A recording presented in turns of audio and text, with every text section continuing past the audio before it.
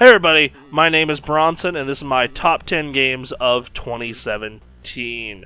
2017 was a mixed year for video games.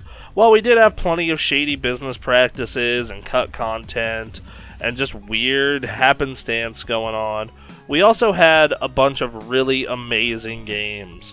From instant classics that'll go down as some of the best games ever, to indie darlings. 2017 just always seemed like it had something awesome to be playing and checking out. And I did manage to find 10 games that resonated with me more than any others. As always, this is more of a favorites list in my case, not the best games you need to go play right now. Though, I do think some of these are the best games you should be playing right now.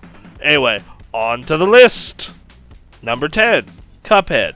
Cuphead's this game that's been floating around the game industry for a long time now. It seems like every trade show that Microsoft's had like a gameplay video or demo of it, but every time they talked about a release date, it kept getting delayed and delayed and delayed. Until finally this E3, they gave us a date.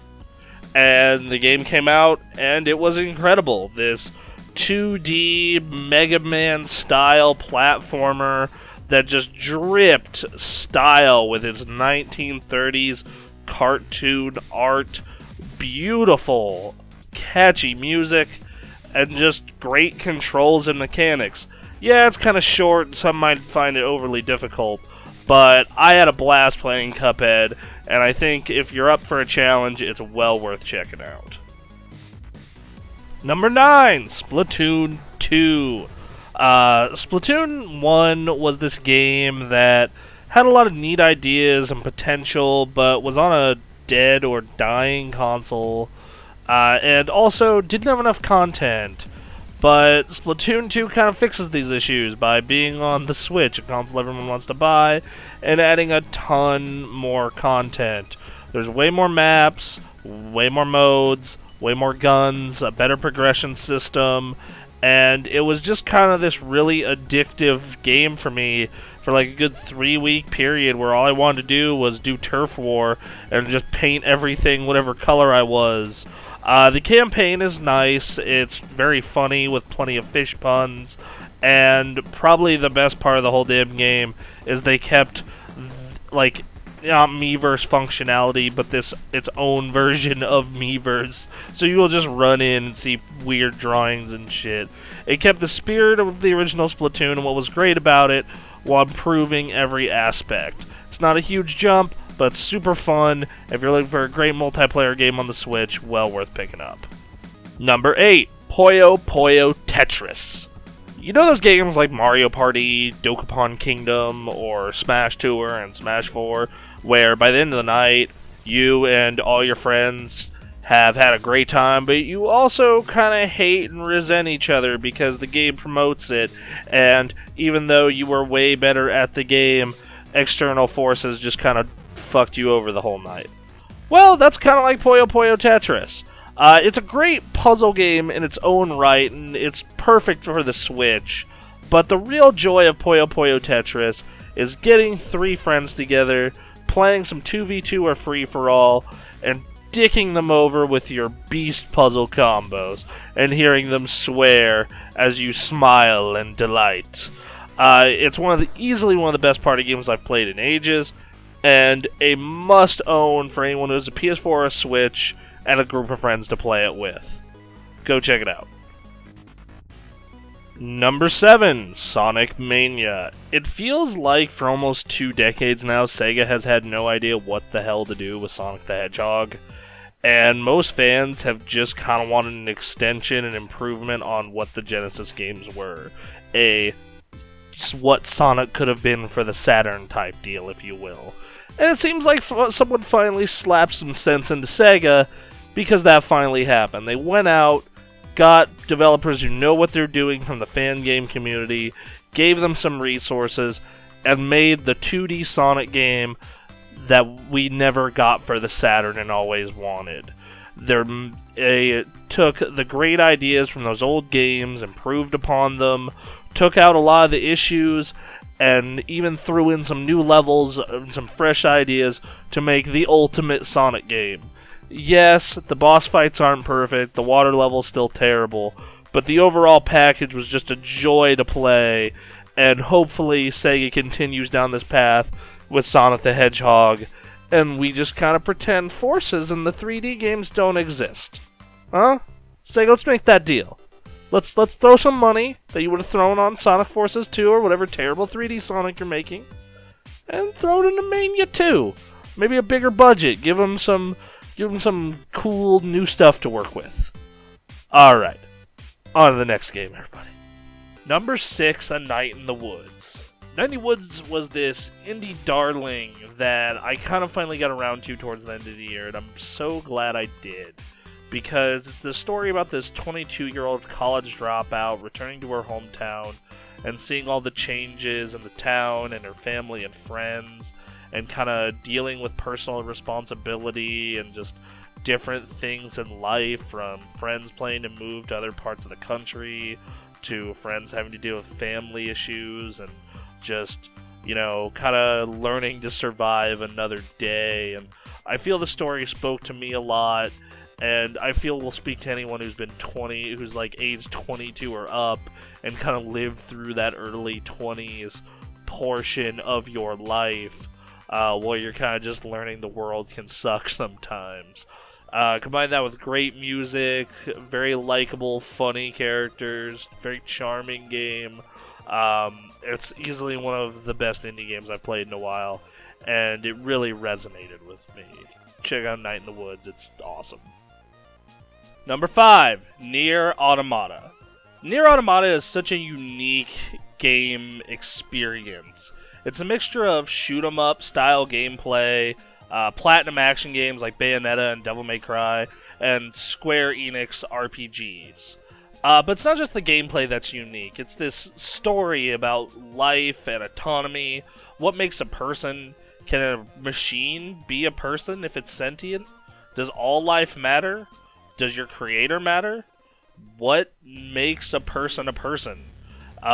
These are just some of the thought-provoking questions that Nier poses, and all this is wrapped up in great presentation and a beautiful soundtrack. Nier is one of the most thought-provoking games I've ever played, and easily one of 2017's best. Number 4, Persona 5.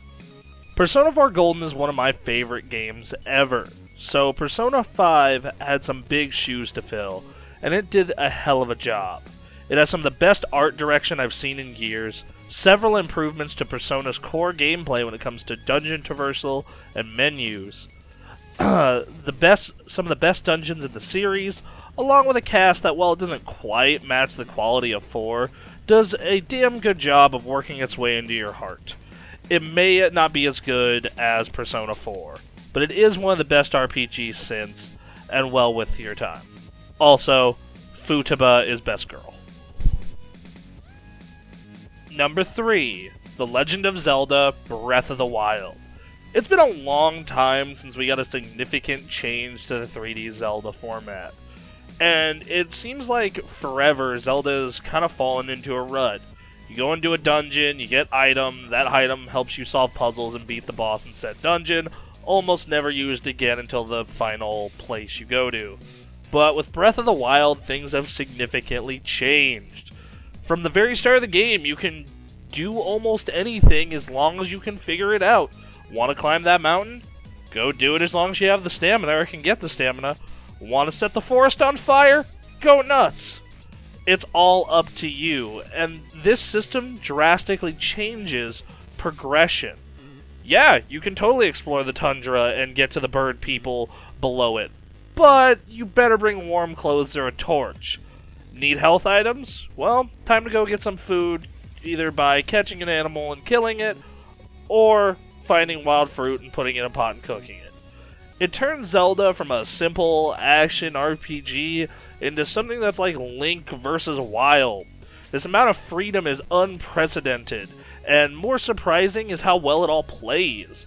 Breath of the Wild is just a pleasure to play, and it's just interesting how every problem, be it a shrine or a dungeon, or just something out in the wild, has so many different permutations to it, and how there's all these little details. Like, during a lightning storm, if you're wearing metal, you will get electrocuted. And if you set, like, your shield down near a sleeping camp of enemies, they'll all get barbecued to death. Or little things like putting something in stasis, hitting it a whole bunch, jumping on top of it, and riding it as it just careens through the sky. If it weren't for a wonky durability system, and the other two games ahead on this list being so strong, it would have easily been my game of the year. But Breath of the Wild is an instant classic, and something that is well worth buying a Switch for, or even a Wii U? Number 2, Yakuza 0. Alright, so Yakuza 0 is a weird-ass game. It's a game where 1 minute you'll have this story about this Yakuza drama and, you know, fighting over the rights to this one plot of land during the 1980s during Japan's economic boom. Yakuza crime bosses are losing fingers, people are getting killed left and right, but then 30 minutes later, you're on a side quest teaching out a punk band how to act like real punks, or running a phone sex line, or hostess club, or entering an underground fighting rink.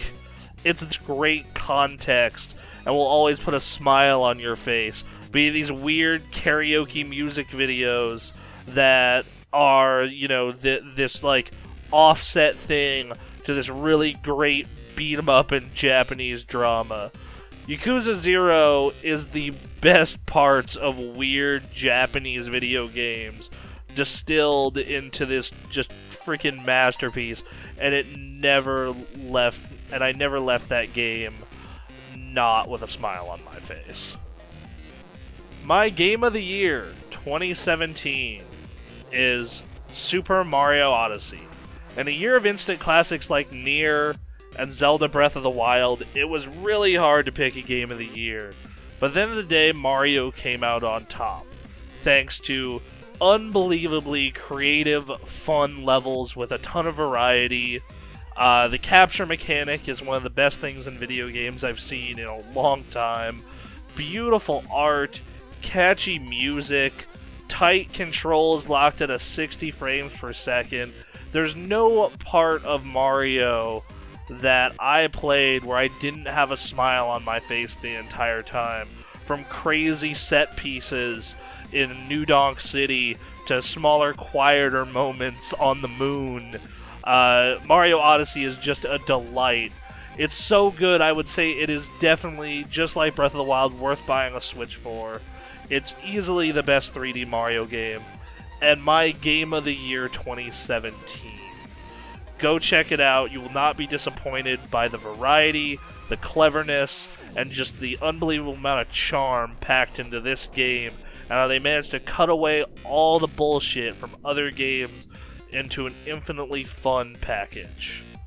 Well, everyone, that's my top 10 games of the year. As always, like I say, it's more of a favorite list than a best list.